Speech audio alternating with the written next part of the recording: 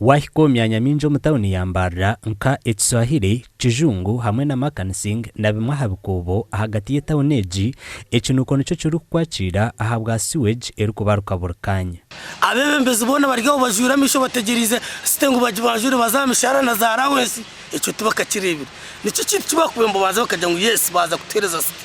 kokubwire bwenjura sewage lines ebi bintu byo kutambura ejure yahiza kugwa etawuni kanunka ebyo tubyinire plan ki dero mu rugazi enjura kweri kugwa za kamena bazigurra obi bugendera kimwe omumagera rwizi tibine imaruka yo kubasa kwija ekempteringa toilet ejo ekabitwala yeshemiro kutura. Ebi meya wa Mbarara Munisiparite Robert Kachebezi nagira ngo bakine ekizibu kya sewage omutawuni ya Mbarara aha kuba etawuni nekikora plane ya kare kandi obwe abantu bakeyongera konka Sewerage zikahindukaga. We are in touch with the National Water and Sewage Corporation kureba ngo ba extendinga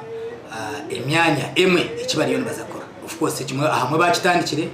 hata nkabana nuka drive I think abamwe ba connectingiruho nabamwe ba connectingaho. Paulo Turiamureba Kahiji omugambirizo w'ekitongole kya National Water and Sewerage Corporation omuri bw'izuba ekiri kujinanizibwa aha sewage omutawuni egi nagira ngo hatabaza kujema abantu okuranga ubona bayigita aha Sewerage zabo. Nomanya ebi bintu abantu nibanu babiga time konkane ije kwika ushango tine hokutimba literature na literature ni nendo umwanya tukaterebe kanaje so hati suwayo echo kubaza services zo akuba nana kuba connected nabona ashaba nko kuba kushaba mizi konka of course naja tugambira ati nyenda mu ntasuwa baze bamureba especially network yitu ahe kuberi abuko basi wabona bake tabari nkaba mizi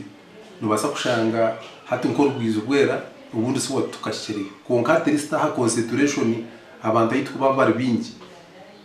omu network aheri umuntu kwakushabasi wabitwita nabwo yihirehe cya sewage kuremera umutawuni bitu no muza pond eyeru kushikira abantu nibatura hihi nazo ekirye cyakabahamagara gabo icyo manisa bakaba bitiriho population itakakanyire rugazi population itakakanyire so now we are in touch kureba mutwabasa kuzita hantu